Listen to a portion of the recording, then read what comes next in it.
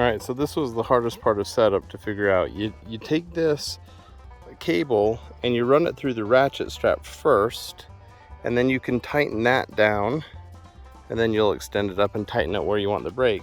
But then the ratchet strap, the long ratchet strap, you put in to the actual ratchet, so then you can tighten things up onto the tree.